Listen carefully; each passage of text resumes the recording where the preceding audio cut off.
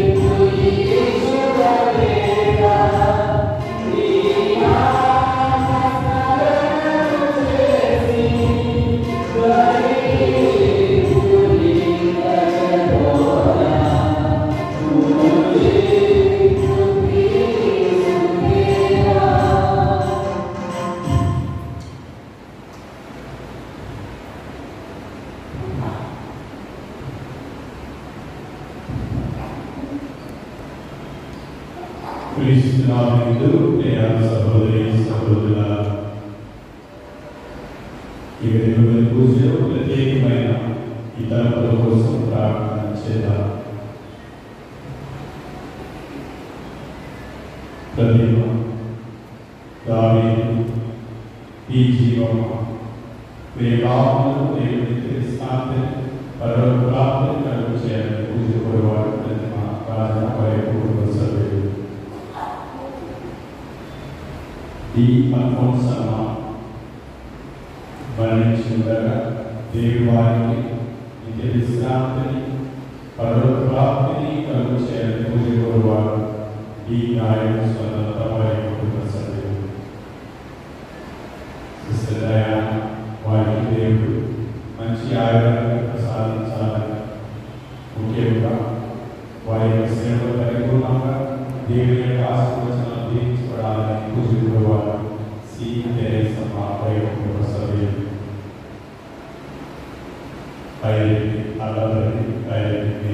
వారి ఆత్మలు దేవుని తెలిసినాకే పరువు ప్రార్థన కలుగు చేయాలని అదేవిధంగా వారి బిడ్డలను దీన్ని సంపూర్ణంగా ఆశీర్వచనాలతో దేవుని అనుకూలమైన కాపాడాలని పూజలు వారు ఈ జన్మని మా వారి కుటుంబ సభ్యులు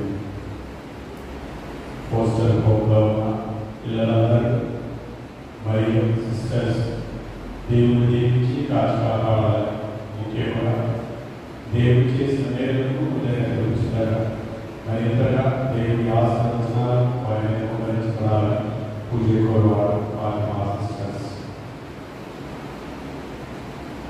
ఇల్లుని బాలమ్మ కుటుంబంలో దేవుడు చేసిన మేరకు అందించగా దేవుడు వారిని సమృద్ధిగా దీవించినందుకు ముఖ్యంగా వారి కుటుంబ అవసరాలు తీర్చినందుకు దేవుని వందనాలు అదేవిధంగా దేవుని అనుగ్రహం దీవించబడాలి ఆశీర్వదించబడాలి పూజ కోరువారు ఇల్లు బాలపై కుటుంబ సభ్యులు ఈ యొక్క క్రియలు నాతో పాటు 5 గురువులు ఈ యొక్క 18 వసంతాలు పూర్తి చేసుకొని గురుత్వ యాజకత్వంలో మరి ఈ యొక్క అమూల్యమైన దేవుని సేవలో వర్తించుండగా దేవుని అందరినీ దీవించాలి. ముఖ్యంగా మేము చేసే సేవలు దేవుని యొక్క అపారమైన కృప అనుగ్రహంలో నడిపించబడాలని ప్రత్యేకంగా పూజలు ప్రార్థన చేయాలని ఆశిస్తున్నాను.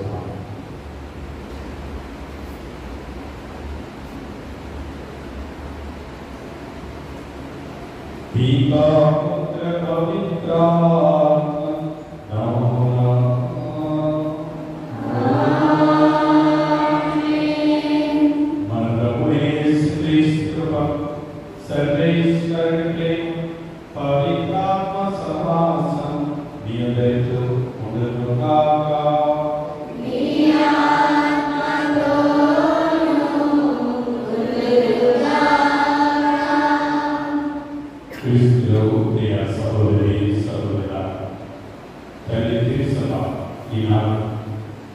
మంచి కావాలి క్రీస్తుని అనుకరించి జీవించాలి. అదేవిధంగా ఆయనతో అందరూ ఉన్నారు వేరే ఆయన ప్రియమైన బిడ్డలుగా జీవించే వాక్యాన్ని ప్రసాదించాలి. మనము మన అంతస్తులో పిలువబడి ఆయోగ్యమైన కాపులుగా కుటుంబ సభ్యులుగా అలాగే సంఘంలో నాయకులుగా వివిధ అంతస్తులో మనం పనిచేయించగా ఆ అంతస్తులు తగిన విధానం కాబట్టి ఏకైగా ఉండాలని దేవుడు ఆహ్వానిస్తున్నాడు. ఒకవేళ ఇహలోక ఆలోచన వల్ల వాంఛన వల్ల చేయవాలి మనము మన యొక్క బాధ్యతలను గుర్తు తెలియని పరిస్థితిలో ఉన్నప్పుడు ఒకవేళ మన బాధ్యతలను విస్మరించిన క్షణాలు ఉన్నట్లయితే కళ్ళు మూసుకొని ప్రార్థన చేద్దాం. దేవా నేను నా పాపాలను క్షమించి ఒక మంచి కుటుంబ తండ్రిగా తల్లిగా ఉండే వాక్యాన్ని ప్రసాదించి సంఘంలో మంచి కాపరిగా ఉండే వాక్యాన్ని ప్రసాదించి వివిధ అంతస్తుల ఉద్యోగరీత్యా నేను చేసే ఆ సేవలు మంచి కాపరిగా ఉండే వాక్యాన్ని ప్రసాదించమని ఆ దేవుని ఈ యొక్క రోజులో ప్రార్థన చేసుకుంటూ మన తల్లిదండ్రుల కోసం ఖచ్చితంగా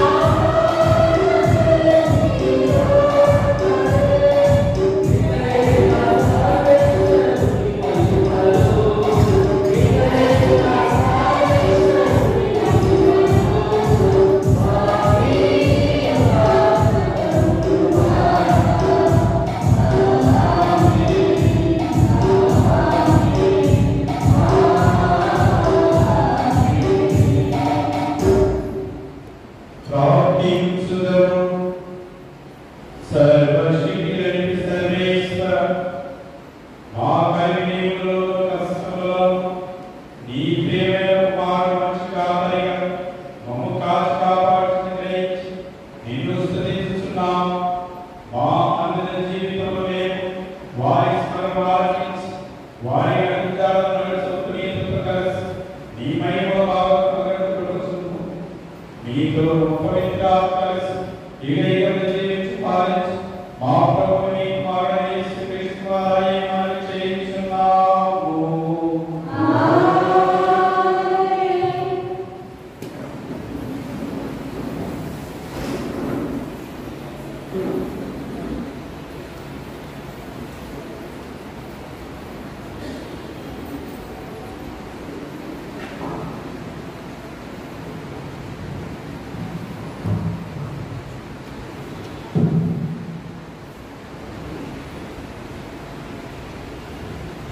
ఆయనకు తప్ప ప్రపంచంలో రక్షణ కలిగించు నామము వేరొకరికి ఇవ్వబడలేదు.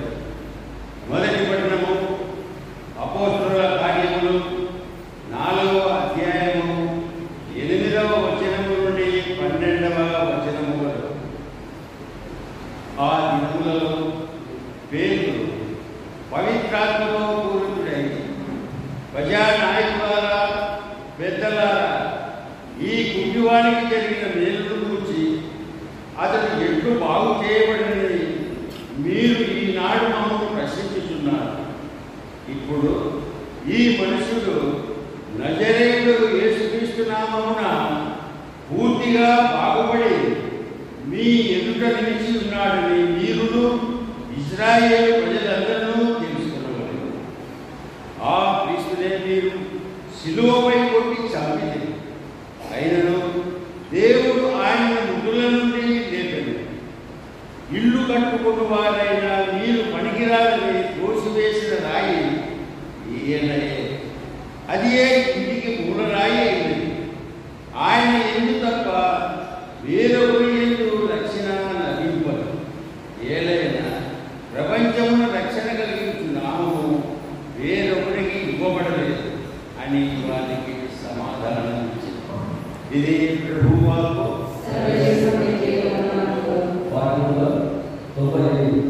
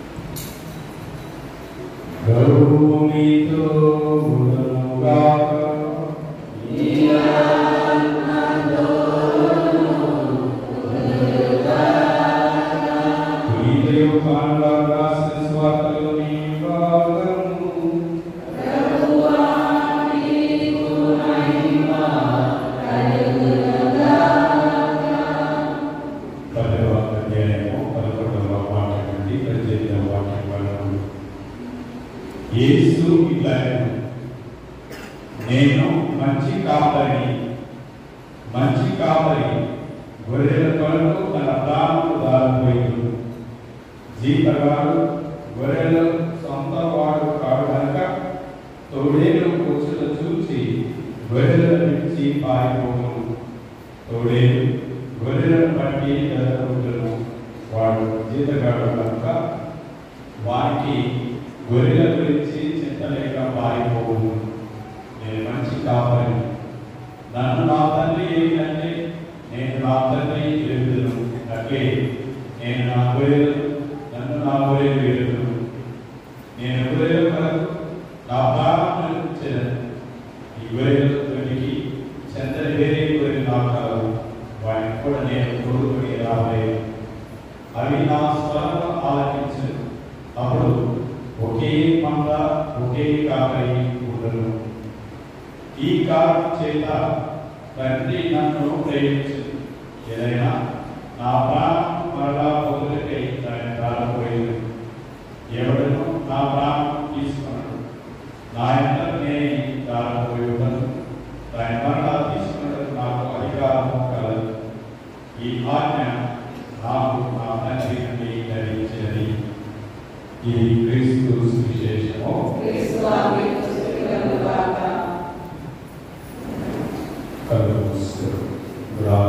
వాక్యాన్ని ధ్యానించుకుందాం. వాక్యం ద్వారా దేవుడు మనం ఏమి మాట్లాడుతున్నాడు, వాక్యం ద్వారా దేవుడు మనతో ఏమి సెలవిస్తున్నాడో కళ్ళు మూసుకుని ప్రార్థన చేద్దాం. యేసువా వందనం, యేసువా స్తోత్రం, యేసువా ఆరాధన. తండ్రి వందనం, తండ్రి స్తోత్రం, తండ్రి ఆరాధన. హల్లెలూయా, హల్లెలూయా. భయమేలావో కాపరి, నీ తోడు నేనుండగా. భయమేలావో కాపరి, నీ తోడు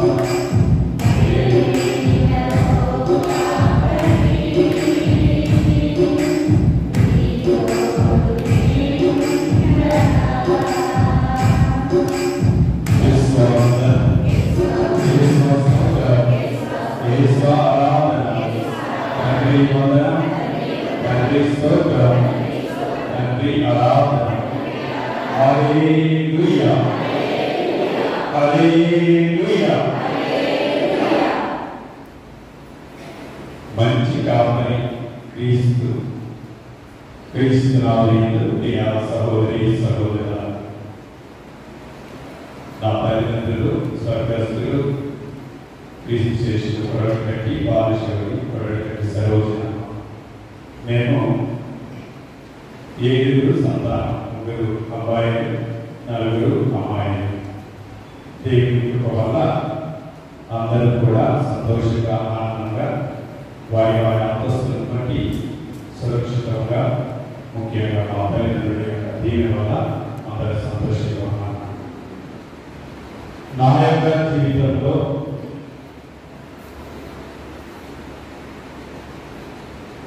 ముఖ్యంగా ఈ దైవ పిలుపు అనేది మా తండ్రి గారు స్వర్గస్థులు. వారు ఒక ఉపదేశిగా పాస్టర్ నందు పనిచేస్తూ ఉంటే కడపలో అక్కడ వొకేషన్ క్యాంప్ జరుగుతుంది. ఎంపీ ప్రకాశ్ విష్ణు గారు అలాగే నూతనంగా అభిషేకులైన సగిలి ప్రకాశ్ విష్ణు గారు ఇరువురు ఆ వొకేషన్ క్యాంప్ కండక్ట్ చేస్తున్నాను. సెలవులు కాబట్టి నేను కూడా ఆడుకుంటూ ఉన్నటువంటి ఫాదర్ కూడా వెళ్ళి వాళ్ళతో పాటు కూర్చోవాలి. మామూలుగా ఏ పంక్తిలో ఎక్కడైనా కానీ చాలా ముందు కూర్చున్నారు. మొదటి రోజు జరిగింది, 2వ రోజు ఆ రౌండ్లో పేరు పిలుస్తున్నారు, రౌండ్ చేస్తున్నారు. నా పేరు లేదు కాబట్టి ఫస్ట్ రోజు ఉన్నాను అడిగాను, ఈ పేరు చెప్పాను, రాసుకున్నాను. తర్వాత ఏం చదువుతున్నారు ఒకరిని అడిగారు. కొంతమంది సెలెక్ట్ చేసి మీ తర్వాత మీరు మాత్రమే సెలెక్ట్ అయ్యారని చెప్పి పంపించారు.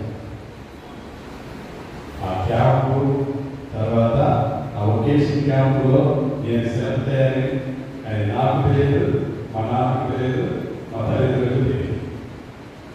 తర్వాత సగిలి ప్రకాశ్ విజయ్ గారు మా నాన్న దగ్గరికి వెళ్ళి మీ అబ్బాయిని ఇలా వొకేషనల్ క్యాంపులో సెలెక్ట్ చేశాను, గురువుగా చదువులకు పంపిస్తున్నాను. మీ యొక్క ఒపీనియన్ ఏంటారు? నాదే ఉంది, మా అబ్బాయి గారు, మా నాన్న గారికి వచ్చి నీకు ఇష్టమైన ఏం మాట్లాడలేదు, నేను వెళ్తాను.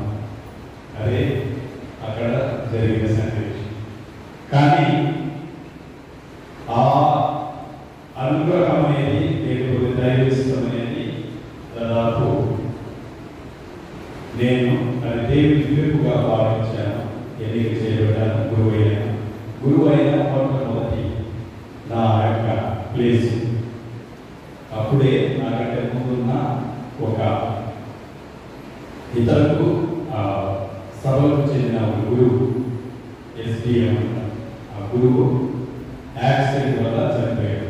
ఆ ప్లేస్ ఖాళీ. అక్కడ వెళ్ళడానికి అందరూ భయపడుతున్నారు.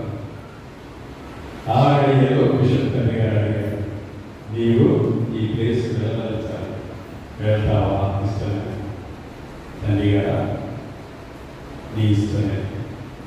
వెళ్ళాను. అక్కడ ఉన్న ప్రతి ఒక్కరు కూడా ఒకే ఒక సంవత్సరం కంటే ఎక్కువ లేదు. 3 నెలలు, 6 నెలలు, సంవత్సరం. ఇది వాళ్ళ నా ముందు ఉన్నవాళ్ళు, తర్వాత ఉన్నవాళ్ళు 3 సంవత్సరాలు పూర్తి చేసిన తర్వాత మళ్ళీ బిషప్ గారే నేను వేరే దగ్గరికి బదిలీ చేస్తున్న వరకు కూడా నాకు లేదు. బిషప్ గారు చెప్పిన వరకు కూడా అక్కడ నేను మొట్టమొదటి నేర్చుకున్నాను తమిళ భాష. వాళ్ళు మాట్లాడుతుంటే వినాలి. నా పని ఏంటంటే తమిళ పుస్తకం, తెలుగు నుండి తెలుగుకు ఆ తమిళ అనువాదం. అది 30 రోజులు తమిళ నేర్చుకోవడం. ఎలా పుస్తకం తీసుకున్నా, గుడి ముందు కూర్చున్నా, ఒక పదం చదివేది, పిల్లలకి కూర్చుంటుకుని వాళ్ళకి చెప్పేది. అది రైటా కాదా, మళ్ళీ వాళ్ళకి తిరిగి కొంత రాంగ్ అయితే నవ్వుతారు, రైట్ అయితే కరెక్టే వాళ్ళే చెప్తారు. ఇలా తమిళ నేర్చుకున్నాను. తమిళలో పూజ చేశాను. వాళ్ళలోనే నాకు వచ్చినంత వరకు నాకు తెలిసిన భాషను మాట్లాడగలిగాను. ఈ రోజు తెలుగు మాట్లాడాను, వాళ్ళతో తమిళ మాత్రమే మాట్లాడాను. ఆ 3 సంవత్సరాలలో దాదాపు అక్కడున్న ప్రజలు నా అదృష్టమో లేకపోతే దేవుని ఏర్పాటు తెలియదు. అప్పుడే తమిళ ప్రాంతంలో, అంటే ఆ ప్రాంతంలో జయలలిత సమయం అనుకుంటా తుఫాను వచ్చి అంతలో ఆ సమయంలో కొన్ని స్పాన్సర్ చేయడానికి వచ్చారు. నా ప్రాంతం కూడా ఒకటిగా ఎన్నిక చేయబడ్డారు. 360 కుటుంబాలు ఉంటే ఈ స్పాన్సర్ వచ్చే 600 కుటుంబాలు అయ్యాయి. ఏం చేయాలో అర్థం కాదు. 600 మందికి అవి డిస్ట్రిబ్యూట్ చేయాలి. దశల వారికి ఫస్ట్ ఫుడ్ వస్తుంది, తర్వాత మెటీరియల్ డ్రెస్ వస్తుంది, తర్వాత డబ్బు వస్తుంది. ఫుడ్ వచ్చినప్పుడు 10 మంది వచ్చారు, 500 మంది వచ్చారు. తర్వాత డ్రెస్ వచ్చేటప్పుడు నమ్మకం పెరిగిపోయింది, వస్తాయి, సంఖ్య పెరిగింది 600. తర్వాత డబ్బు వచ్చేటప్పుడు కష్టమైంది, పక్కన కూడా తయారు సంఖ్య పెరిగింది. ఇవన్నీ పెరుగుతూనే ఉన్నాయి. దాదాపు అక్కడ డిస్ట్రిబ్యూట్ చేయడం ఇవన్నీ జరుగుతూనే ఉన్నాయి. కానీ నేను నేర్చుకున్నది ఏంటంటే ప్రజలు ఇప్పటికి కూడా విశ్వాసానికి కూడా ప్రేమించేవారు. భాష రాకపోయినా వాళ్ళలో నేను అంతగా తెలియకపోయినా ఒక కుటుంబం వ్యక్తి ఏ రోజు కూడా నేను మొట్టమొదటి పెట్టుకోలేదు. వాళ్ళలో వెళ్ళేది, ఒక ఇంట్లో భోజనం చేసేది, వచ్చి ఆ గుడి ముందు కూర్చుంది. 3 సంవత్సరాల వ్యవధిలో నాకు తెలియకుండా రెనోవేషన్ చేశారు బిషప్ గారు. కాంపౌండ్ వాళ్ళు వెళ్ళారు, గ్రూప్లో రెనోవేషన్ చేశారు. తర్వాత ప్రజలకు చిన్న కార్యాలు చేశారు. ఇవన్నీ జరుగుతున్నాయి. ఒక తత్వం అయితే నేను నేర్చుకునే దగ్గర ప్రజలలో ఉంటే, ప్రజలతో ఉంటే అక్కడ ఇప్పటికి కూడా ఏ సమస్య కానీ లేకపోతే ఎలాంటి ఏం లేదు, ఎలాంటి ఆలోచన లేదు. 3 సంవత్సరాల తర్వాత నేను వెళ్తున్నానని వాళ్ళకి తెలియదు. లాస్ట్ వారం చెప్పి వెళ్ళేటప్పుడు అడిగారు, తండ్రి గారి దగ్గర ఇది సరైన సమయం కాదు. ఎందుకంటే తండ్రి గారు బయటపరిచినప్పుడు నేను ఖచ్చితంగా అలాగే చెప్పాను. ఇలా బంధం ఏర్పడింది. అలా రెండో బాధ్యత తర్వాత హై స్కూల్ ప్రిన్సిపల్గా అక్కడ పోవడం కరెస్పాండెంట్గా ఉన్నాను. అక్కడ కూడా చాలా పర్యాలు చాలా సన్నివేశాల్లో అక్కడ ఉన్న కొన్ని పరిస్థితుల ప్రభావం వల్ల నేను 3 సంవత్సరాలు కంప్లీట్ చేయాల్సి వచ్చింది. తర్వాత నాకు తెలియకుండానే ఎవరికి తెలియదు ఇక్కడికి ఏర్పాటు చేయలేదు. నేను కూడా ఊహించలేదు. కానీ వచ్చిన తర్వాత నేను నేర్చుకున్నది తర్వాత నాకు నా జీవితంలో తెలుసు. దేవుడి యొక్క కృప అనేది ఎప్పుడైతే ప్రజలలో ఉండి విశ్వాసం దగ్గరే విశ్వాసంతో అమేకమైతే ఏ సమస్య లేదు. సమస్యలో ఏంటంటే వారి నుండి వైద్యులతో లేదు పక్కకు వెళ్తే అప్పటి వరకు కూడా ఎలాంటి ఆలోచన ఉండదు. రెండవది నేను నేర్చుకున్న సత్యం ఏంటంటే నేను ఏదైతే చేయలేని అనుకుంటానో భయపడతాను నాకంటే ముందు దేవుడే దాన్ని చేస్తాడు. ఏ పనైనా ఏ కార్యం డబ్బు రూపంగా ఏదైనా అది నేను ఎప్పుడు కూడా ఆలోచించాను. ఒకే ఒకటి ఏ పనైనా కానీ 2 రోజుల ముందుగా కంప్లీట్గా కాలేజీలతో అలాగే వదిలిపెడతారని ఆ రోజు మాత్రం పెట్టుకుని నేను చేయను. ఏ పని పండుగైనా ఏదైనా వాతావరణమైనా ముందుగానే ప్రిపేర్ అయ్యి దాన్ని సిద్ధపాటు చేసుకోవడం వరకు నేను ప్రయత్నం చేస్తాను. ఈ క్రమంలో ఇక్కడ నా పొందిన అనుభూతి దేవుని యొక్క కృప ఏంటంటే నేను అడిగిన దానికంటే 10 అంతలు ఎక్కువ ఇచ్చాను. యేసు అవతరం, యేసు స్తోత్రం, యేసు ఆరాధన. నేను అడగకుండానే కొన్ని గొప్ప కార్యాలు కూడా ఆయన చేస్తున్నాను. ఒకే ఒకటి నేను నేర్చుకున్నది ఏంటంటే నాలో ఒకే ఒకటి ఏదైనా తప్పు ఏదైనా జరిగితే భయపడతాను. కానీ దేవుడి పక్షాన దేవుడి కార్యం అయితే అస్సలు కాంప్రమైజ్ కాదు. దేవుడి కార్యం అయితే ఎప్పుడు కాంప్రమైజ్ కాదు. ఎంతవరకు ఎవరికైనా దేనికైనా అది ఎందుకో అదైనా దేవుడే అనుగ్రహిస్తాడు. అది నేను కుప్పంలో ఉన్నప్పుడు కాంపౌండ్ వాల్ పరిధి అది ఎక్స్టెన్షన్ చేసినప్పుడు పూర్తిగా చర్చి సగం వర్క్ కట్ చేయాలి. రెండో పర్యాయం మళ్ళీ వాళ్ళు అడిగారు. మళ్ళీ ఒకసారి నాకు మూడవసారి మళ్ళీ వచ్చారు నాకు. 4వసారి నేనేం చేశానంటే నా ముందు నా వెనక పక్క సైడ్ వారికి ఉన్న ఏవైతే పత్రాలు ఉంటాయో దాని ప్రకారం కలిసి నాది పడుతుందో దాన్ని చేయడం. ఆ సమయంలో చాలా వరకు కూడా చాలా భయం ఆపదు. ఎందుకంటే అక్కడ ఉన్న మేస్త్రి దాన్ని మాట్లాడతాడు గొడవ పడ్డాడు. దురుసుగా వచ్చి నా మీద చేసుకుపోయాడు. నేను కొద్దిగా యమనస్తుంది కాబట్టి నేను అతన్ని చేసుకున్నాను. పెద్దదైతే అక్కడ జరిగిన సంఘటన ఏంటంటే ఆయన 400 మంది వర్కర్స్ ఉన్నారు. ఆయన పని చేస్తున్నారు. ఆయన సాయంత్రం పూట వాళ్ళు కూర్చుంటారు, బయటికి రాదు. సాయంత్రం అయితే మన పొద్దునే మనం చేస్తున్నాం, అక్కడే ఉన్నారు. దాదాపు 7 రోజులు. ఈ 7 రోజుల వరకు నేను పూజలకు వెళ్తున్నా వస్తున్నా, క్యాంపులకు వెళ్తున్నా వస్తున్నా. కానీ ఎవరు ఏ మాత్రం నా దగ్గరికి వచ్చాను. బయట వాళ్ళు తాగడం, రావడం, తాగడం, వెళ్ళడం. 7 రోజుల తర్వాత అక్కడ ఉన్న ఆ టీఏ ఆయన వచ్చి ఆయన పరిష్కారం చేసి ఇది కలదు.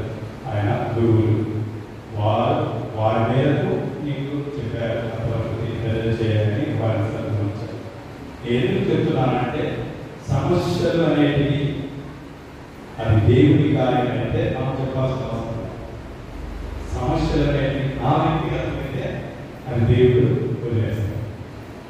అదే దేవుడి కార్యం అయితే అది ఎప్పుడు కూడా దేవుడు మనం వదిలివేయడు.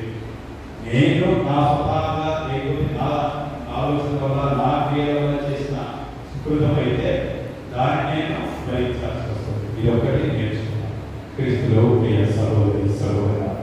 అందుకే ఎన్నిక చేసినా లేకపోతే ఎన్నుకున్నా ఆ మంచి కాపరి ఎప్పుడు కూడా తన బిడ్డలను మరొకడు. యేసు వదనం, యేసు స్తోత్రం, యేసు ఆరాధన. పూర్వ వేదంలో ఆదర్శమైన కాపరులు ఎంతో మంది ఉన్నారు. యాకోబు, యోసేపు, మోసే, దావీదు. అయినప్పటికీ వీరందరికంటే ఉన్నతమైన ఉత్తమమైన ఆదర్శ కాపరి యేసు క్రీస్తు ప్రభు. కారణం ఏంటంటే ఈ యేసు అను పిలువబడు కాపరి అప్పటి వరకు ఉన్న కాపరుల కంటే చాలా వ్యత్యాసం. అదేంటంటే ఆయన తన గొర్రెల కొరకు ప్రాణాన్ని దారిపోయడానికి వచ్చాడు.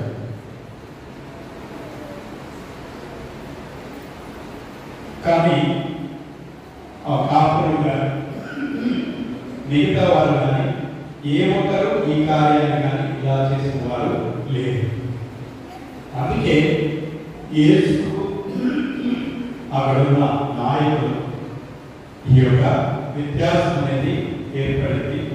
అందుకే కాపరి అయిన నేపథ్య క్రీస్తుని ఎంతో మంది అనుసరించడానికి ముందుకు వచ్చారు. యేసు తన గొర్రెల మధ్య ఉన్న బంధం ఎలా అంటే తండ్రికి యేసుకున్న బంధంతో పోలుస్తున్నాడు.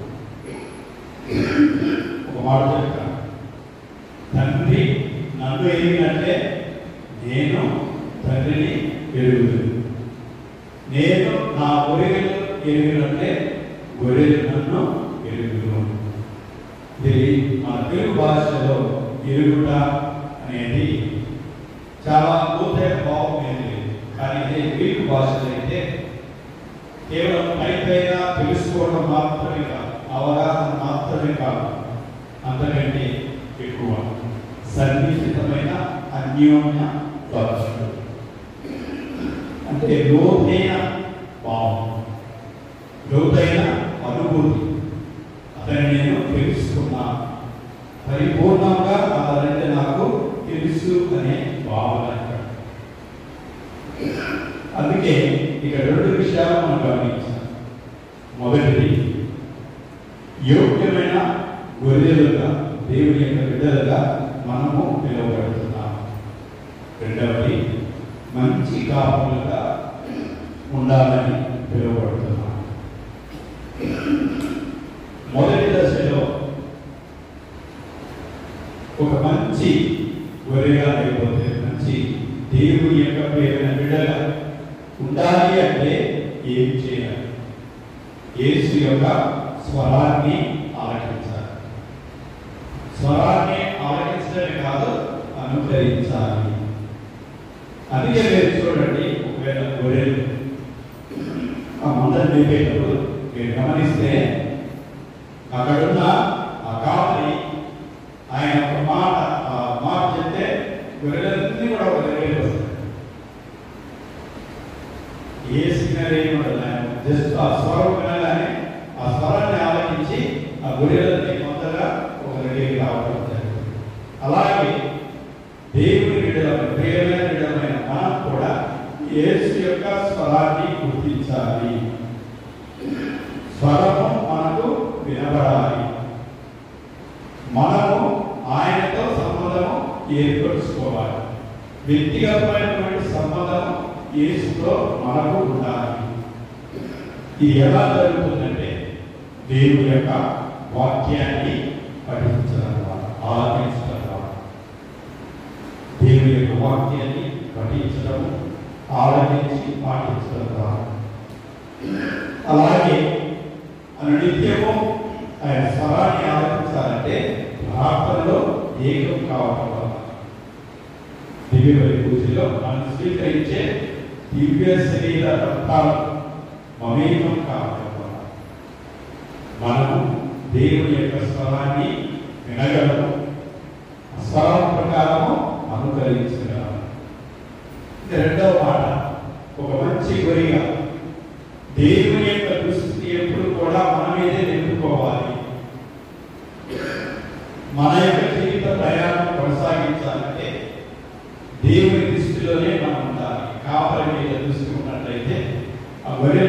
ఎప్పటికీ కూడా దారి తప్పవు. అలాగే ముందుకు సాగిపోవడానికి ఆస్కారం. కాపరి అనుగ్రహించే గొర్రెలు ఏమవుతుందంటే ఆహారానికి కొరత ఉండదు, నీటికి కొరత ఉండదు. అందుకే మంచి కాపరి ఏం చేస్తాడు? పచ్చిగా బయలు చెంతకు తీసుకెళ్తాడు. అంటే కాపరి ప్రసాదించే ఆహారం కావచ్చు, నీరు కానీ సమృద్ధిగా పుష్కలంగా దొరికే ప్రదేశమై ఉంటుంది. దీని ఉదాహరణ పేతురు గారు తన శిష్యులతో ఉన్నప్పుడు యేసు నీటిపై నడిచేటప్పుడు దగ్గరికి వచ్చిన తర్వాత పేతురు యేసు ప్రభువుని అడుగుతారు, నీ ఆజ్ఞ ఏమో నేను కూడా నీటిపై నడిచి వస్తాను. మొట్టమొదట పేతురు తన దృష్టిని ఎవరి వైపు ఉన్నది? యేసు వైపు ఉన్నది, క్రీస్తు వైపు ఉన్నది. కాబట్టి 2 అడుగులు వేశాడు, బాగా నీటి మీద నడిచాడు, బాగా సంకలయ వేశాడు. తర్వాత అటు చూశాడు, ఏమైంది? అలలు ఎక్కువైపోయాయి. అలా ఎక్కువైపు బయటకు పోయి ఆయన సస్పెండ్ ఉన్నారు. అప్పుడు ఏం జరిగింది? లోపలికి కుంగిపోతున్నాడు. అంటే మన దృష్టిని ఎప్పుడైతే దేవుడి నుండి వేరు చేస్తాం, దేవుడి నుండి వేరవుతామో, ఇహలోకమైన అలజడులుగా, కష్టాలుగా, బాధలుగా, భయానికి కానీ ఉండిపోతే మనము కృషించిపోతాం, నాశనం. అదే దేవుడి వైపు మన దృష్టిని ఉంచితే ఇప్పటికి కూడా మనము దేవుడి కనికరంతో బలాఢ్యులుగా ఉంటాం. ఇక 3వది, మంచి గొర్రెలుగా మనం సంఘ సహవాసం కలిగి ఉండాలి. ఇతర సంఘ సభ్యులతో మనం కూడా మమేకం కావాలి. ఈ మాట చెప్పినప్పుడు ఒక మంచి గొర్రె ఏ విధంగా ఉంటుంది, తర్వాత ఒకవేళ తప్పిపోతే గొర్రె ఒకవేళ ఒంటరి ఎలా ఉంటుంది? అన్ని గొర్రెలు ఉన్నప్పుడు, గొర్రెలు కాపాడున్నప్పుడు ఏ విధంగా ఉంటారు? ఒక్క గొర్రెగా తప్పిపోతే ఏమవుతుంది? దాని ప్రాణానికి అపాయం, తోడేలు రావచ్చు, ఏదైనా పుణ్యం రావచ్చు, దాన్ని చంపివేయవచ్చు. అలాగే మనం కూడా మమేకం కావాలి, ఏకం కావాలి. మన కోసం ప్రార్థన చేసేవారు ఎందరో ఉన్నారు, మనతో పాటు నిలబడేవారు కొందరైనా ఉంటారు, మనకు సహాయం చేయించేవారు కొందరైనా ఉంటారు. కాబట్టి ఏకం కావాలి. చాలా పర్యాయాలు కుటుంబంలో ఎదురయ్యే సమస్య, తల్లి మాదిరి, తండ్రి మాదిరి, లేకపోతే నీ కుటుంబంలో ఉన్నట్టు అత్తవారింటి ఉండాలని వాసిస్తాను. ఇక్కడికి వచ్చిన తర్వాత చిన్న అభిమానం అవుతుంది. అప్పుడు ఏం చేస్తారంటే, నాకేమిటి లేరు, ఒకే దాన్ని, నాకేమిటి సహాయం లేరు, ఒకటే, నేను ఒంటరిగానే ఉన్నా. అక్కడ విషయం తెలుసుకోవాల్సింది ఏంటంటే, నీ కుటుంబంలో నీవు తండ్రిని కానీ, తల్లిని కానీ, అక్కని కానీ, చెల్లెలు కానీ ఎందుకు దగ్గర అవుతావు? ఎందుకు వారితో మమేకమై ఉంటాం, ఏకమై ఉంటాం? ఎందుకంటే నువ్వేం చేసినా ఒప్పుకుంటావు. ఫస్ట్ నువ్వు ఎట్లా ఉన్నా కానీ వారు అంగీకరిస్తారు. సెకండ్, నువ్వేం చేయడానికైనా కానీ అవకాశం ఉంది. ఇక్కడ ఈ 3 ఆస్కారం లేదు. అదే ప్రాబ్లం. నీకు ఏం చేయడానికి ఆస్కారం ఉండదు, నువ్వు ఎలాగే ఉండడానికి ఆస్కారం లేదు, నువ్వు ఏం చేసినా వాళ్ళు సరే అని చెప్పడానికి ఆస్కారం. అందుకే ప్రాబ్లం ఎదురవుతాయి. కానీ ముఖ్యంగా గమనించాలి, సమస్యలు ఎప్పుడు ఎదురవుతుందో, సమస్యలు ఎప్పుడు వెంటాడుతుందంటే, ఏ కుటుంబంలో అయితే ఆ వ్యక్తి ఒంటరి అవుతాడు, భర్త కావచ్చు, భార్య కావచ్చు, పిల్లలు కావచ్చు, కుటుంబం నుంచి ఒంటరిగా చేపడతారు. వారి మీద మాత్రమే సైతాను శోధనలు, దుష్ట శక్తి. ఎప్పటికీ మేము కుటుంబంతో మమేకమైతే, భార్యాభర్తలు కలిసి ఉంటే, బిడ్డలతో కలిసి ఉంటే ఏది కూడా మీ దరికి రావు. యేసువా వందనం, యేసువా స్తోత్రం, యేసువా ఆరాధన. నాలుగవది మంచి గొర్రె కాపరి యొక్క మార్గాలను విడవకుండా ప్రతినిత్యం కూడా అవలంబిస్తుంది. యేసు మనల్ని ఎటువైపు నడిపిస్తున్నాడు, యేసు వైపు మనం ఎలా నడుస్తున్నాం, ఆయన మార్గాలు ఏంటి, ఆయన ప్రణాళిక ఏంటి, మన జీవితంలో నెరవేరుతుందా లేదా అని ఎంపిక చేసినప్పుడే మనము మన యొక్క జీవితం సాఫల్యమవుతుంది.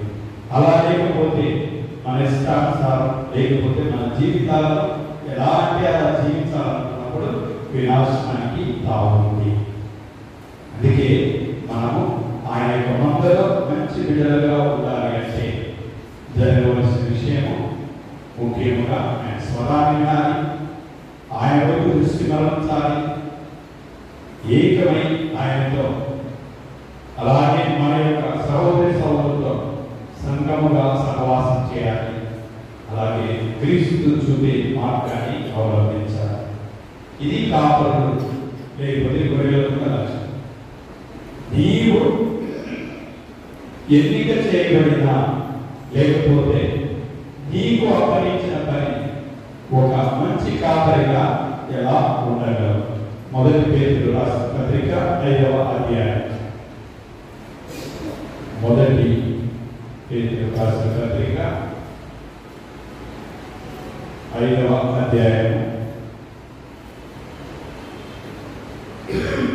2వ వాక్యం నుండి చదువుకుందాం.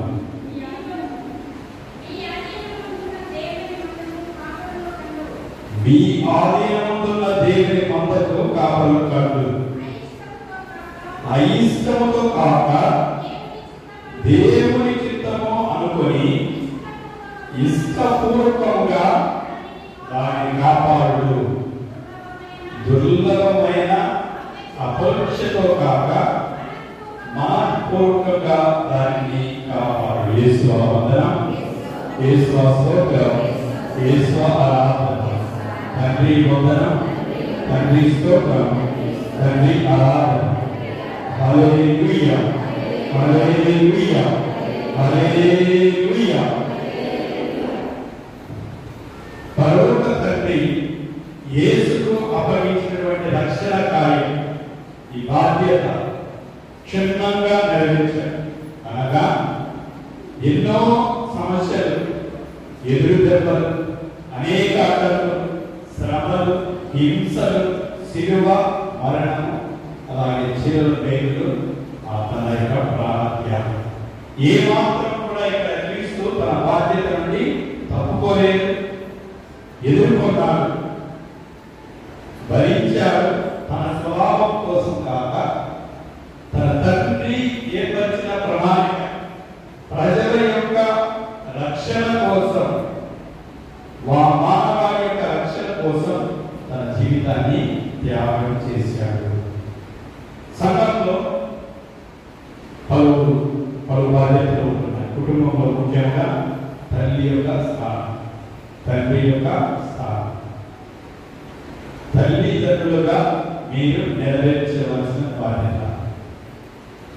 ఈనాడు ఆ వాక్యాన్ని చదివి మీ ఆధీనమున్న మీకు వసకబడిన ఆ బిడ్డలు అయిష్టముతో కాక దేవుని చిత్తం అనుకొని ఇష్టపూర్వకంగా మీరు కాపాడండి.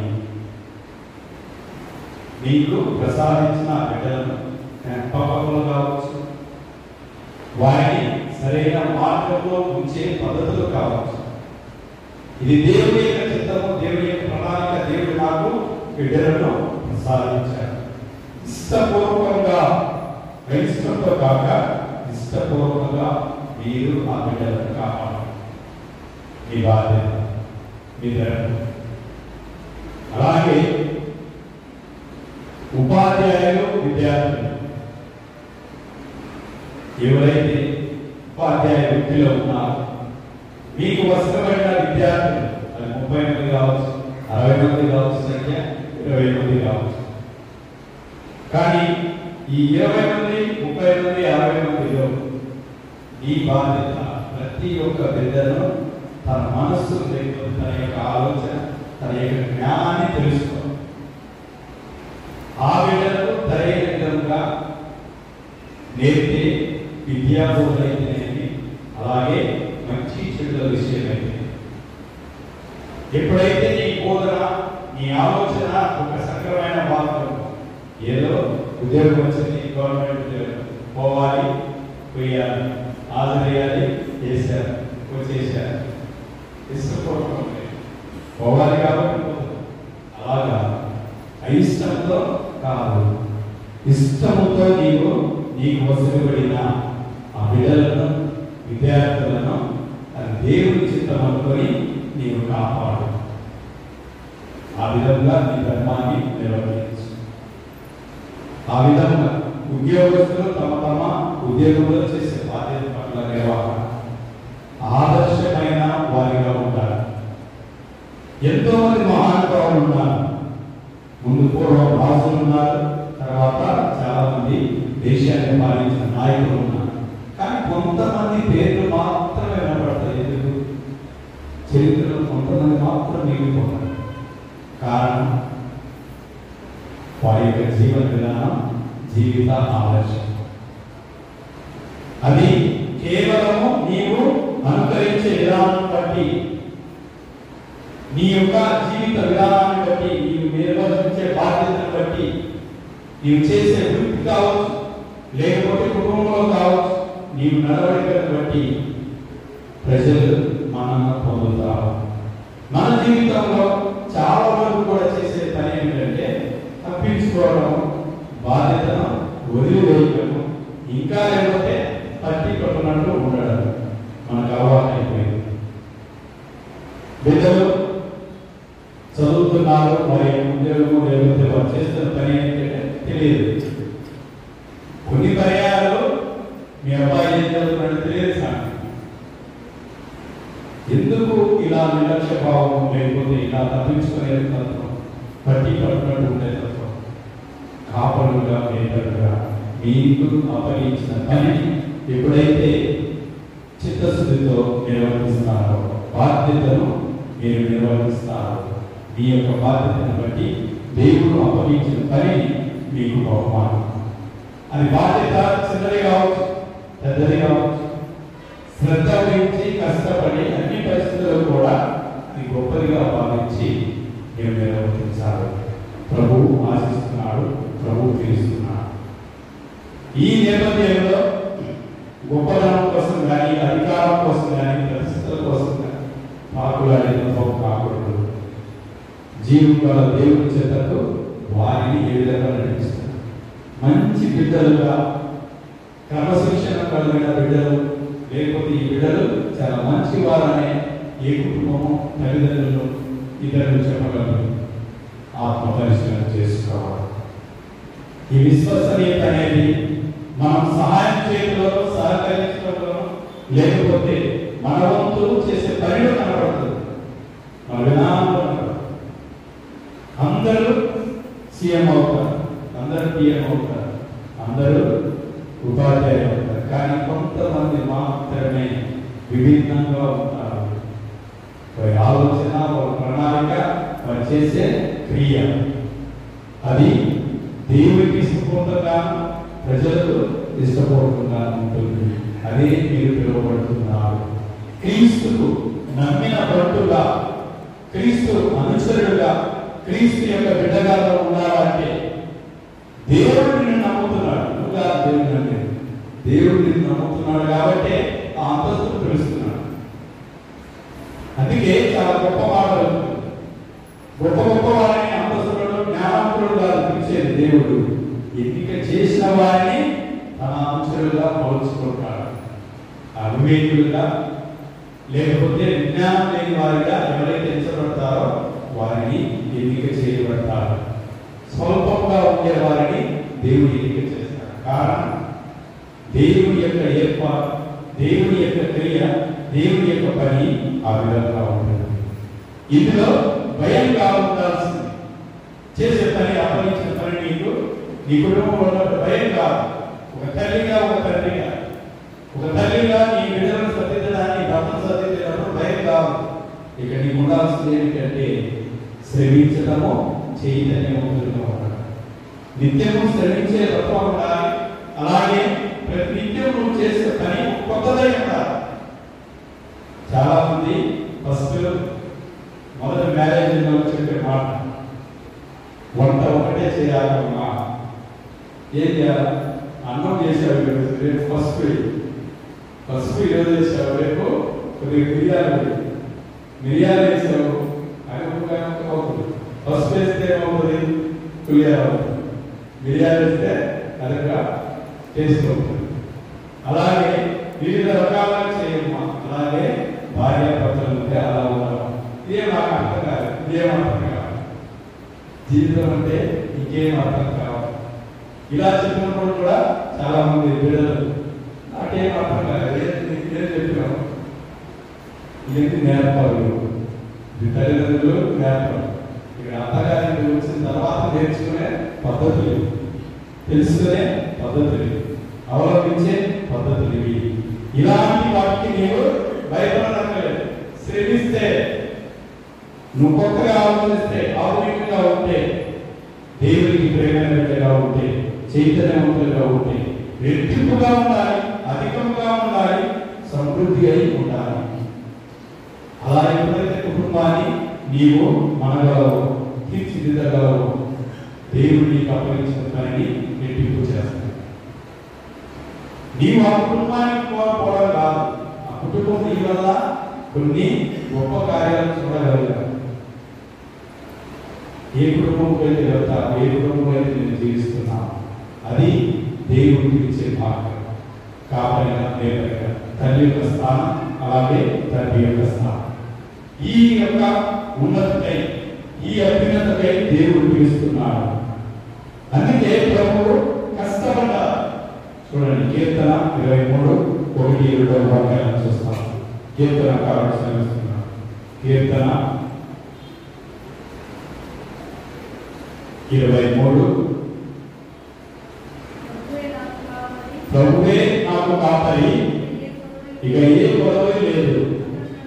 అతడు నన్ను పచ్చిక బట్టల్లో విస్మరింప చేయను, శాంతికరమైన జలములతో నడిపించుకొనిపోవు. యేసువా వందనం, యేసువా స్తోత్రం, యేసువా ఆరాధన.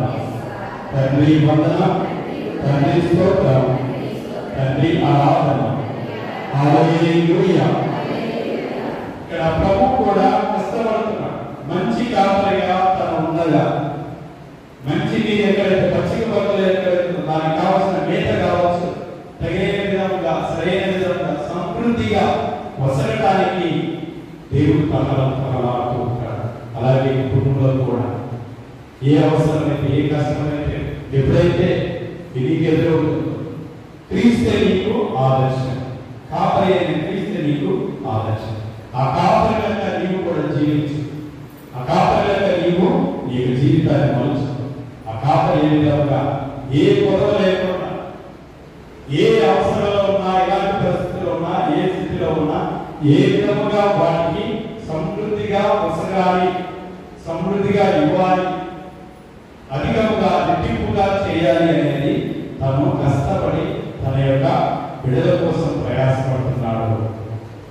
ఇష్టంతో నీకు ఈ యొక్క విధులని, అయిష్టంతో కాదు, నీకు ఏర్పాటు చేసిన క్రియ ఏదైతే ఉందో చిత్తశుద్ధితో చేసేటప్పుడు మనపూర్వకంగా నీవు ఇదిగో నీ ఆధీనంతోడైన వారిని ఇష్టముతో నీవు ఇష్టపూర్వకంగా కాపాడు. నీ ఆధీనంలో వారిపై కేవలం అధికారం కానీ లేకపోతే దుర్వినియోగం కానీ కాదు. మీరు ఎన్నటికీ ఇదిగో దేవుడు వస్తే ప్రధాన కాపరి క్రీస్తు అనుకరిస్తే మీ జీవితంలో ఎన్నటికీ కూడా మీరు క్షీణింపరు. ఆ మహిమాన్వితమైన కిరీటాన్ని మీరు పొందుతారు. ఎందుకంటే కాపరి లేపరైన క్రీస్తు మీరు అనుకరిస్తే మీ యొక్క జీవితాలు సుఫలమవుతాయి, ఫలితాన్ని ఇస్తుంది. దురాశ కానీ ఈ నిర్వహణలో మీ యొక్క ఆలోచనలు అయిష్టంగా ఉండకూడదు. ఇక లోతైన భావాన్ని ప్రతి కాపరికి ఉండవలసిన ప్రధాన చివరి ఆ యొక్క అంశం ఏంటంటే తనకు ఏర్పరిచిన తన యొక్క సంఘం కానీ ప్రజల పట్ల ప్రేమ కలిగి ఉండాలి. అందుకే పేతురు తర్వాత ప్రభువు సంభాషించినప్పుడు ఆ మాటలో ఒక మాట చెప్తాడు, పేతురు నీవు నన్ను ప్రేమిస్తున్నావా? ఆయన సమాధానం, అవును ప్రభు, నేను నిన్ను ప్రేమిస్తున్నా.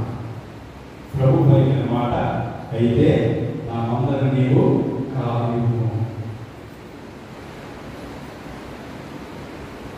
చూడండి, మనకు మన యొక్క అంతస్తుని బట్టి కుటుంబంలో అయితే బిడ్డలను సంఘంలో వివిధ అంతస్తులు ఉన్నప్పుడు మన బాధ్యతలను ఇచ్చినప్పుడు దేవుడు పిలిచే మలిచే పద్ధతులు ఏమిటంటే నీకు అప్పగించిన పని ప్రేమగా జీవించు.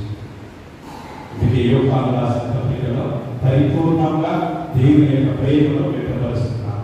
యోహాను రాసిన పత్రిక యోహాను గారు 13 అధ్యాయం 34వ వాక్యాన్ని చదువుకుంటారు. యోహాను గారి సువార్త 13. మీరు ఒకరినొకరు ప్రేమింపుడు, నేను మిమ్ము ప్రేమించినట్లే మీరు ఒకరినొకరు ప్రేమింపుడు. మీరు పరస్పర ప్రేమ కలిగి ఉన్నచో దాన్ని బట్టి మీరు నా శిష్యులు. యేసువా వందనం, యేసువా స్తోత్రం, యేసువా ఆరాధన.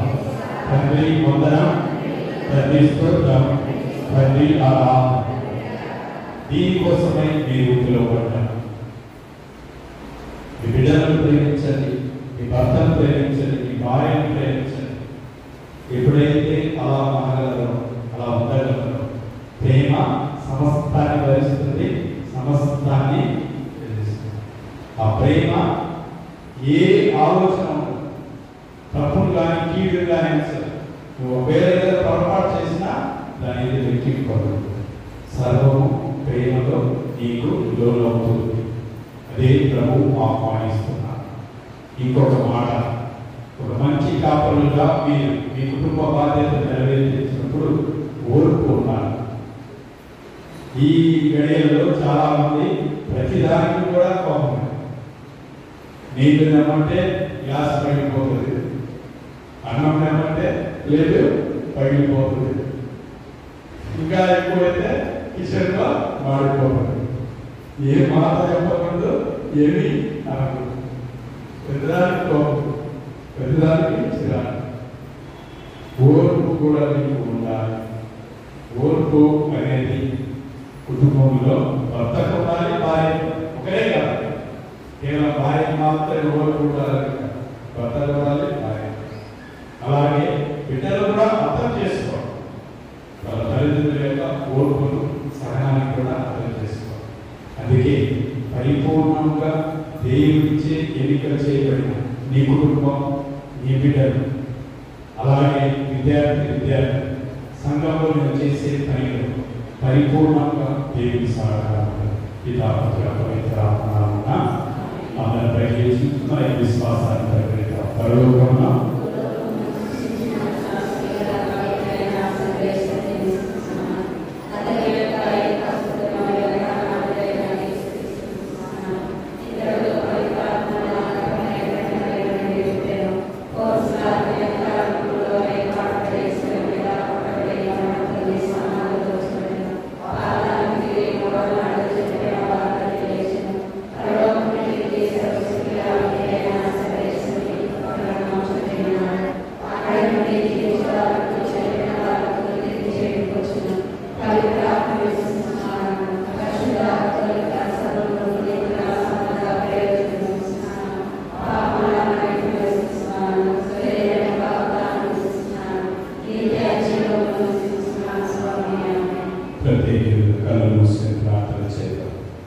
క్రీస్తును పాలిస్తున్న ప్రధాన కాపాడే మన ఫ్రాన్సిస్ గురువులను,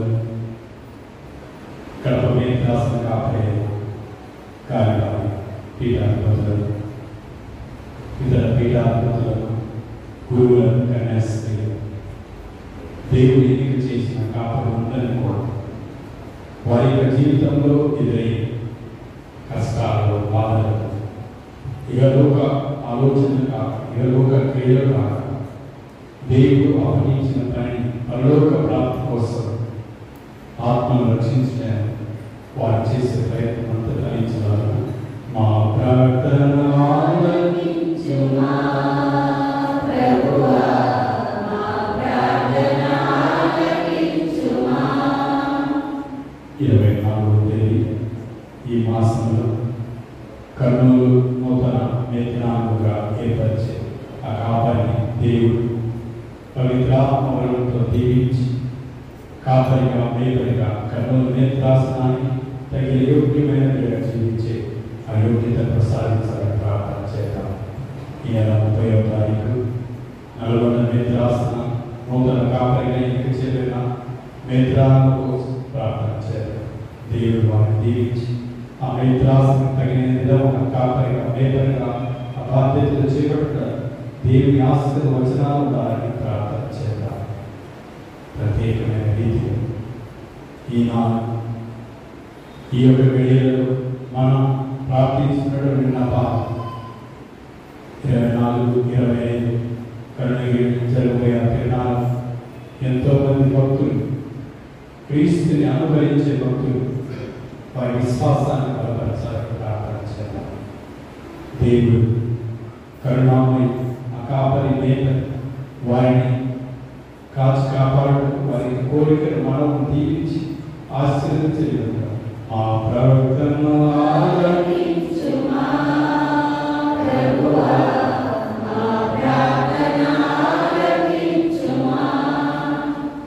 మరణించినటువంటి బయటి అలపేటి బయట వీరి ఆత్మకు దేవుని నిత్య విశ్రాంతి కలిగించారు. ప్రతిమ దావీదు ఈ జీవమా వీరి ఆత్మకు దేవుని నిత్య విశ్రాంతి కలిగించారు. ఈ ఆత్మ సమ వీరి ఆత్మకు దేవుని నిత్య విశ్రాంతి కలిగించారు. ప్రార్థన చేద్దాం. దేవుడు వీరి ఆత్మను చేయడం పరలోకంలో నిత్య వారికి చేకూర్చాలని ప్రార్థన చేద్దాం. ఎవరైతే ప్రార్థించిన అడిగినారు ఇల్లు వివాదం వారి కుటుంబంలో దేవుడు దీవించాలని కోరుచున్నారు. ముఖ్యంగా ఫాతిమా సిస్టర్స్, పోస్టర్ పిల్లలందరూ కూడా దేవుడు దీవించాలని ప్రార్థించున్నారు. సిస్టర్ దేవుడు పరిపూర్ణమైన ఆరోగ్యాన్ని దయచేయాలని ప్రార్థన చేస్తున్నారు. దేవుడు వీరి మనవులు వీరి కోరిక విన్నపాలు ఆలోచించి దేవుని యొక్క కృప వల్ల దయగలరు. ప్రతి ఒక్కరిని కూడా తన యొక్క అపారమైన ప్రేమకు మరల్చమని మా ప్రార్థన ఆలకించుమా ప్రభువా, మా ప్రార్థన ఆలకించుమా. ఈ యొక్క రోజు గురుత్వాయుధంతో 18 సంవత్సరాలు పూర్తి చేసినటువంటి నాతో పాటు ఇతర గురువులు దేవుడు తన అమూల్యమైన సేవను బదిలపరుచుకోవాలి. దేవుని యొక్క కృప వల్ల ఈ యొక్క సేవా నిరతితో చేస్తున్న ప్రతి క్రియను ఆశీర్వదించి దీవించాలి.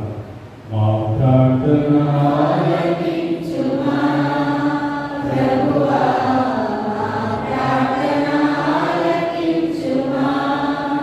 ప్రత్యేకంగా జాలాజీ వారి కుటుంబం కోసం ప్రార్థన చేయించుండగా దేవుడు వారిని దీవించాలని ప్రార్థన చేద్దాం. మౌనంగా మన యొక్క కోరికలు మనవులను దీవించవచ్చుతాం. కుటుంబంలో తండ్రి బాధ్యతను గుర్తు తెలియక ఎంతో మంది విస్మరిస్తున్నారు. వారి కోసం ప్రార్థన చేద్దాం.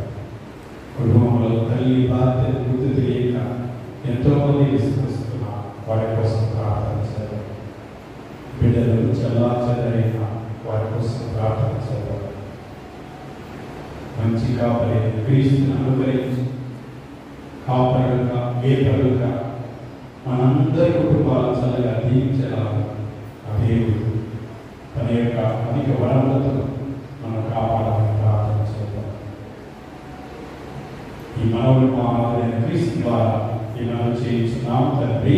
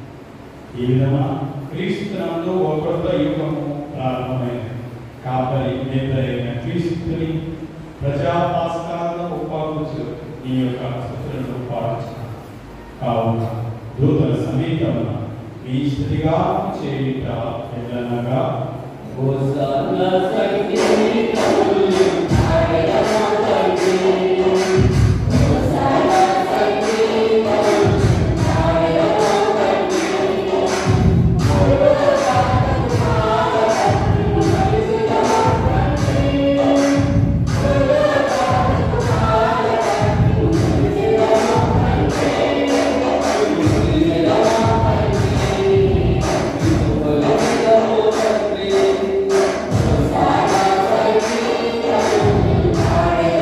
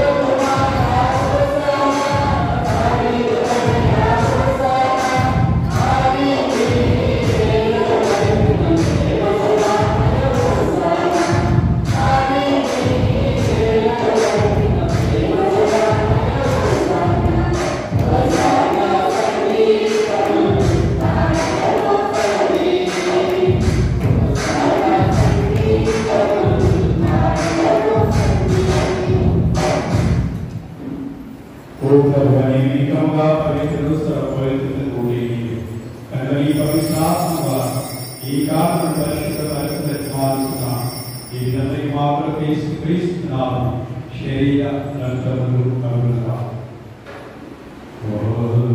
పాటుబడుటకు ఎస్తకు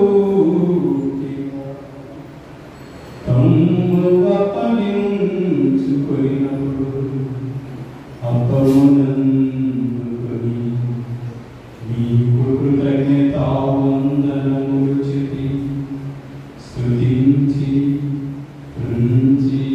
శిష్యులకి చూచుకొని మీరందరూ దీన్ని తీసుకొని ఏలయన ఇది కొరకు అప్పగింపబడును నా శరీరం.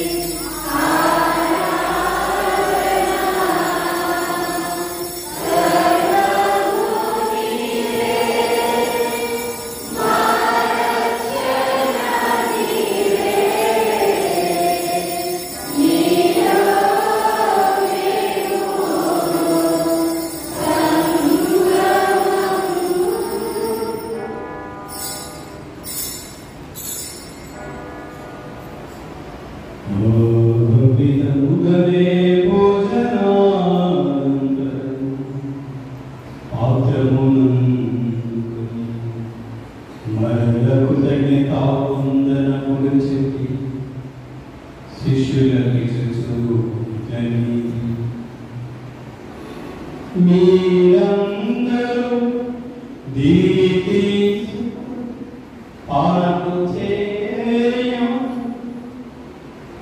ఏలయన ఇది నూతన నిబంధన యొక్క నా రక్తపు పాత్రము. ఇది మీ కొరకు అనేకుల కొరకును పాప పరిహారమునకై నరపోయబడి నా జ్ఞాపకార్థము చేయుము.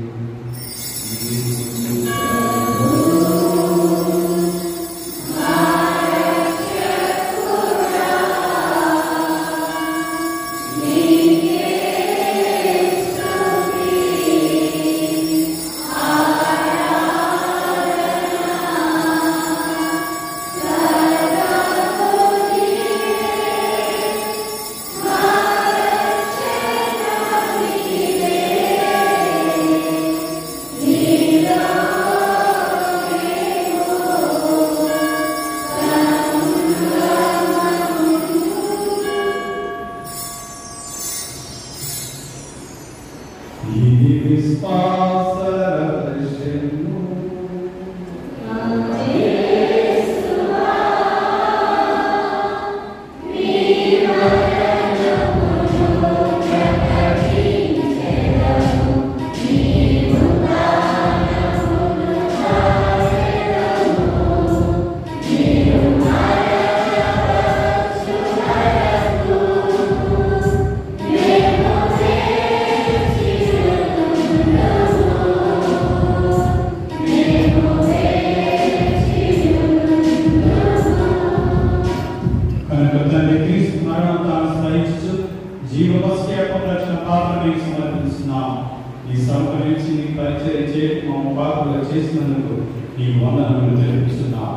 క్రీస్తు శరీర పరివారం పవిత్రాత్మ ఐక్యతను భావించిన ఓ ప్రభువా, ప్రపంచమంతటా నీ శ్రీస్తం జ్ఞాపకం ఉంచుకొని మా ఫ్రాన్సిస్ గురువులు మా గారి పుస్తక పీఠాధిపతులు గురువులతో కూడా మమ్మల్ని మీ పేరు పరిపూర్ణ చేయి. ఉత్తానం చదివిన మా సహోదరులను నీ కలిగిన చదివిన వారిని జ్ఞాపకం ఉంచుకొని వారిని నీ ప్రకాశం చేర్చుకుని మాత్రమే దయచూపు. దేవుని కనిత వైపులు మీ అపోస్తలతో ఆరోగ్యం సేవ చేస్తున్న అందరితో మా నిత్య జీవితంలో భాగం దయచేయి. అప్పుడు వారితో కలిసి మేము నీ కుమారుడు యేసు క్రీస్తు ద్వారా నిన్ను స్తుతించి మేము కలుసుకున్నాము.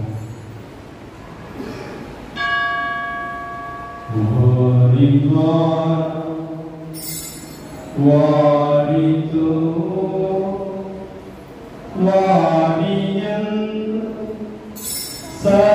సర్వశక్తిగా పితైన సర్వేశ్వర హరిత్రాత్మ ఏకమయ్యుండు నీకు యుగ యుగం గౌరవ మహిమలు కలుగునుగాక.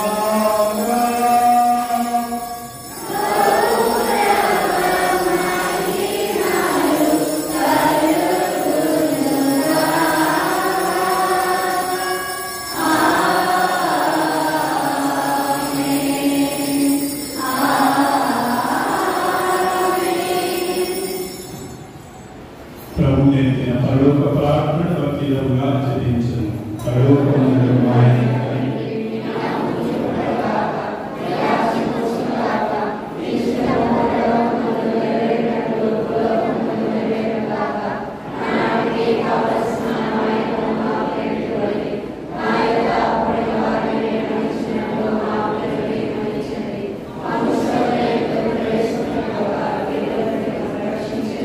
ప్రభువాన్ని కీడును మరచుకు మైలుగా మాకు శాంతి ప్రసాదింపు. ఈ లేఖన పాపములను చేసి అన్ని కాలం సర్వదా కాపాడు. మేము మోక్షాన్ని మా రక్షకుడైన యేసు క్రీస్తు ద్వారా నిరీక్షించుచున్నాము. శాంతిని మీకు అనుగ్రహిస్తున్నాను, నా శాంతిని మీకు ఇస్తున్నాను. నీ అపోస్తలుడు ప్రభువైన యేసువా, మా పాపములను ఎక్కింపగా నీ శ్రేష్ఠ విశ్వాసాన్ని వీక్షింపు. నీ ప్రకారం నీ సౌ శాంతి ఐక్యతను అనుగ్రహింపు. ఈ వేగంలో జీవించి పాలించు ప్రభువా. ప్రభు యొక్క శాంతి సమాధానం ఎల్లప్పుడూ మీ అందరితో ఉండునుగాక. ఒకరినొకరు సమాధానం తెలుపుకోగలరు.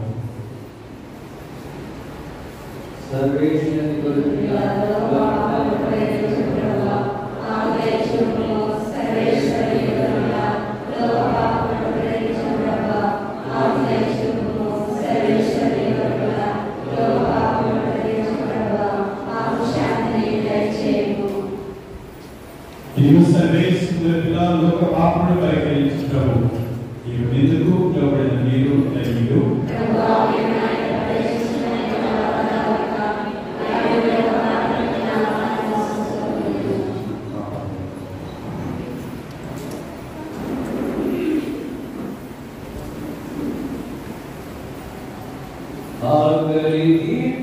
భూమికే తెచ్చెను ప్రభు, మోక్షము చేర్చ బలియాయెను ప్రభు.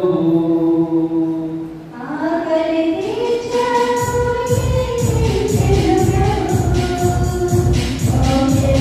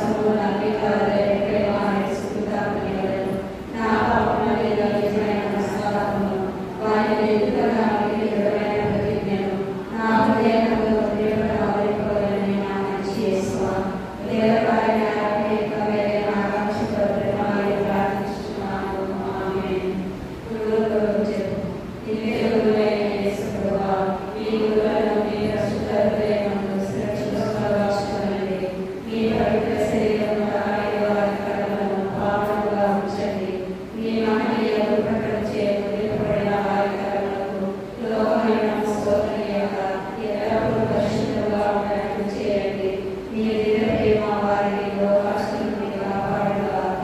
వారి ప్రయత్నంలో నిలబడగాక. వారి పరిచర్యలు పొందవారు లోకంలో వారికి ఆనందంలో ఓరలేని వస్తుంది. పరలోకంలో వారి నిత్యరాజ్యంగా స్వీకరించండి. ఆమేన్. పరలోకంలో మా యొక్క తండ్రి, నామము పూజింపబడుగాక, రాజ్యం వచ్చుగాక.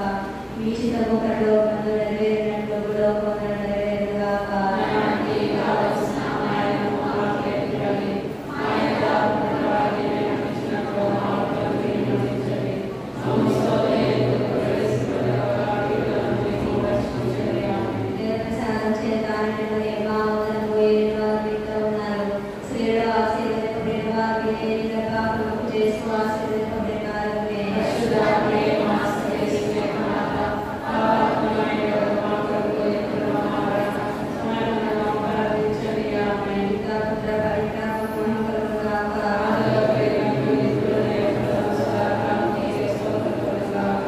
ప్రార్థించడం.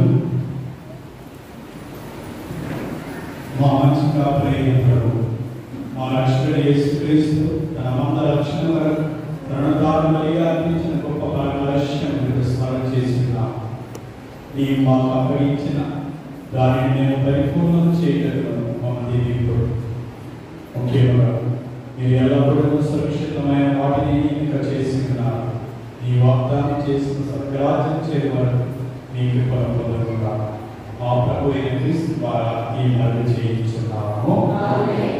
క్రీస్తు సహోదరి సహోదరుల పండుగ వివరాలన్నీ కూడా నోటీస్ బోర్డులో పొందుపరిచి ఉన్నాయి. ఒకసారి గమనించగలరు. అలాగే ఇందులో ఒకసారి